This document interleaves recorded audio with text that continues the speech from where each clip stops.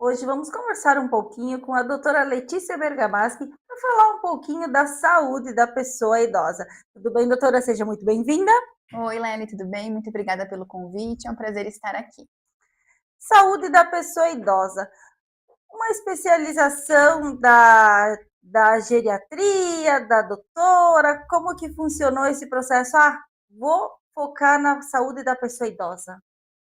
Então, logo que eu me formei, né, eu comecei a trabalhar bastante com essa população idosa, né? Aqui na nossa região, cerca de 30% da população é 60 a mais. Então, o contato contínuo com essa população acabou despertando um gosto, sabe, por atender os mais velhos. É uma população diferente que muitas vezes, né, é mais carente, precisa de mais cuidados, gosta de conversar bastante, né? Então, aos pouquinhos, com o trabalho, eu fui me aproximando mais dessa população, fui tendo realmente gostando de atendê-los, e aí foi quando eu resolvi fazer a minha pós-graduação em geriatria. Quais que seriam os maiores desafios nessa área? A pessoa idosa, né, ela já viveu muitos anos, então ela pode acumular diagnósticos, né? Então, né, normalmente ela já vai ter mais do que um problema de saúde, hipertensão, diabetes, alteração no colesterol, já vai ter feito cirurgias, já vai ter fatores de risco aumentados que com a idade por si só aumentam, né? E então esse é um desafio muito grande, porque ela normalmente tem várias comorbidades, vários problemas de saúde, faz uso de várias medicações, né? Então, com isso, a gente tem que ficar de olho, porque é um público muito especial, porque cada tratamento, cada diagnóstico funciona diferente. Doutora, às vezes também tem aquele paciente não aceito. Uhum. É, isso acontece bastante, né? Muitas vezes tem pessoas que não aceitam pela questão de medo, né? De algum diagnóstico, de investigar alguma coisa, e muitas vezes eles acabam não aceitando por não querer mesmo, né? E aí a gente tem que muitas vezes buscar entender o que está por trás disso, né? Qual é o motivo que está levando a essa recusa ao cuidado? Muitas pessoas acabam associando o envelhecimento à perca da qualidade de vida, né? Como funciona esse processo, com a doutora nesse atendimento com o paciente? A gente sabe que o envelhecimento por si só, ele traz uma redução, assim, do metabolismo, né. Então tem coisas que vão ficando um pouquinho mais lentas, que vão ficando mais difíceis, mas isso não é sinônimo para não termos qualidade de vida, né.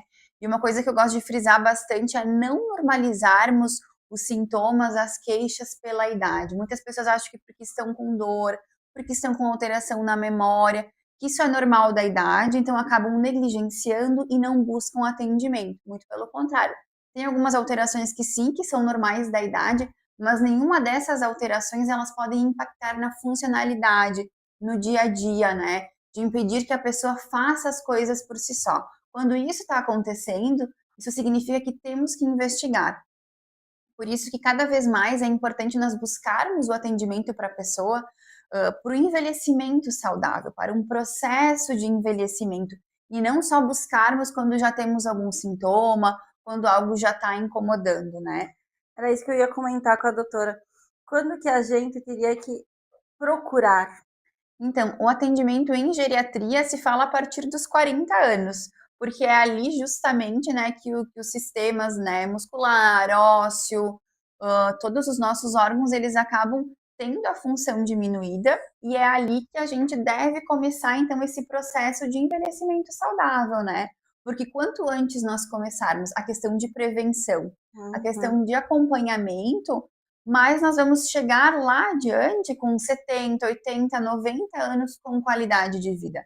Não que quem já é idoso, já tem uma idade mais avançada, não, então não tem mais o que possa fazer, nem adianta mais, não vou buscar. Não, sempre tem o que a gente pode melhorar, o que a gente pode retardar, tentar tirar algum desses fatores, né, para que a pessoa ela consiga voltar a ter qualidade de vida, a ter prazer em fazer aquilo que gostava de fazer e poder aproveitar os momentos, né, com a família, com os amigos, né. O mais comum seria o filho marcar uma consulta com a doutora ou o paciente mesmo? Olha, tem os 2 pontos, né. Normalmente quando o paciente ele tá mais idoso, ali acima de 80 anos, né, que tem mais problemas de saúde, acaba sendo familiar.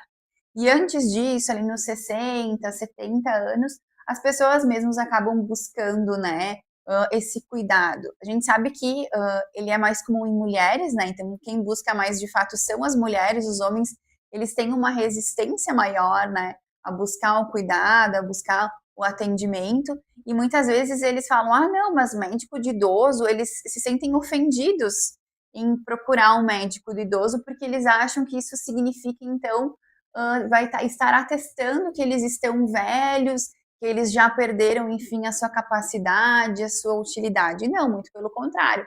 Quanto antes nós buscarmos, antes nós vamos conseguir agir para que lá na frente, né, coisas simples do dia a dia que muitas pessoas têm dificuldade, como levantar da cama, se vestir, consiga fazer isso de uma maneira com bastante facilidade. É uma qualidade de vida. Exatamente. Por isso a importância do atendimento, vamos dizer, precoce. Uhum. Isso, porque aí a gente consegue identificar, o estilo de vida dessa pessoa, consegue intervir, né. Porque a gente sabe que hoje em dia, além dos exames preventivos, de aferir pressão, de fazer os exames de sangue, de rotina, o que é importante também são os pilares do estilo de vida, né, que a gente fala, né, da medicina de estilo de vida cada vez mais, né. Que aí entra o sono, a nutrição, a alimentação, a atividade física, o manejo de estresse, tudo isso são múltiplos fatores que contribuem para o processo do envelhecimento. E a forma com que nós estamos cuidando de cada um desses pilares, ela vai nos mostrar como que a gente vai envelhecer. De uns anos para cá, houve mais procura, tipo, de pessoas mais jovens, procurando um atendimento para ver o futuro, como é que vai ser?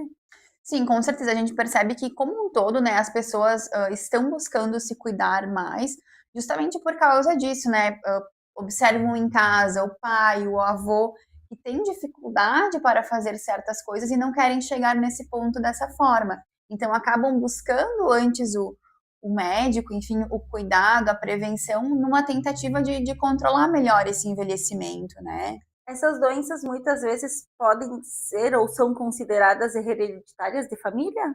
A gente tem sim algumas doenças que elas têm o componente genético, seja questão de demência, de Parkinson, de doenças cardiovasculares, sim, elas têm um componente genético, mas hoje em dia o que a gente percebe é que o componente mais forte ele é multifatorial, então não é só um fator. Tem sim uma parte que a genética fala mais fortemente, mas essas são a minoria, né? A maior parte das demências, dos problemas de saúde, eles são muitos multifatoriais. Então, eles vêm em relação ali de um estilo de vida, da questão do sedentarismo, Uhum. de abuso de álcool, de cigarro, de uma alimentação não saudável, de não controlar bem os seus problemas de saúde, né? Então, a gente sim tem uma questão hereditária, mas o que é mais responsável pela vida, enfim, pela velhice, pelo processo de envelhecimento, é o estilo de vida da pessoa. Doutora, qual que é a importância, a maior importância em questão na saúde do cuidado com a pessoa idosa? A importância, da pessoa idosa no cuidado, ela é que como eu falei, né, ele é multifatorial, né. Não tem um fator único, não, a gente vai ter que fazer só isso, e aí fazendo isso a gente já garante muita coisa, não, né. Mas o que eu diria que tem cada vez mais que a gente percebe é a atividade física, né. A atividade física ela é Hum. uma coisa inegociável. Não existe nenhuma medicação que vai fazer por nós aquilo que a atividade física é capaz de fazer. Então ela, aliado, enfim, né, à questão da alimentação saudável, de uma boa noite de sono, né, de hábitos de vida, de escolhas saudáveis, de controlar a pressão, controlar a glicemia, o colesterol, todos esses fatores, então acaba assim que por si só a gente tem um processo de envelhecimento saudável. Doutora, que mensagem você deixaria para as pessoas para esse cuidado, para a gente ter antes? É, a questão é justamente essa, né, pensar no processo de envelhecimento não como uma coisa pontual, mas uma coisa que ela já começou, ela está cada vez mais próximas da gente, né, e muitas vezes a gente pensa na questão de poupança no sentido financeiro, né, de como a gente vai guardar um dinheiro para o envelhecimento, para quando não trabalhar mais. Mas a gente tem que pensar principalmente na nossa saúde, né?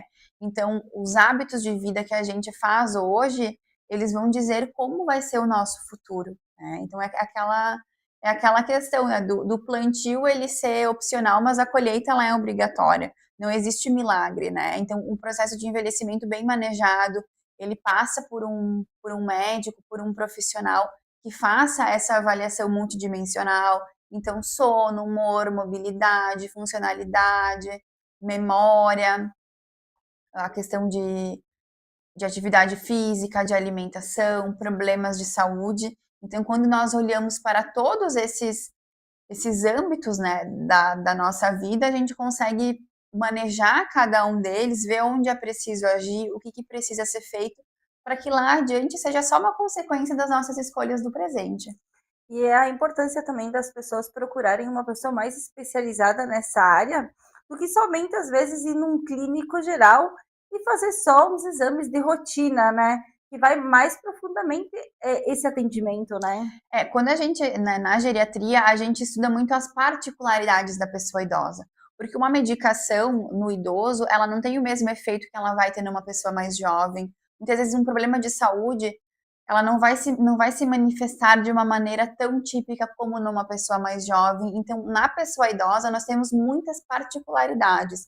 E aí, muitas vezes, não é por mal, enfim, mas o outro profissional desconhece quais que são as alterações, inclusive nós temos medicamentos que eles são considerados inapropriados para a pessoa idosa, que são prescritos que para uma pessoa mais jovem não teria problema, mas na pessoa mais idosa isso pode acarretar problema. Tanto que muitas vezes, quando o idoso ele chega com uma queixa, a primeira coisa que a gente tem que fazer é revisar ali a polifarmácia, é revisar as medicações que está fazendo uso, porque muitas vezes é um efeito colateral ou é uma interação medicamentosa. Então, justamente por isso, o médico que tem uma especialização em geriatria, que busca, enfim, ali os seus estudos e a sua atuação mais voltada para a pessoa idosa, acaba conseguindo direcionar melhor e ter esse olhar mais cuidadoso.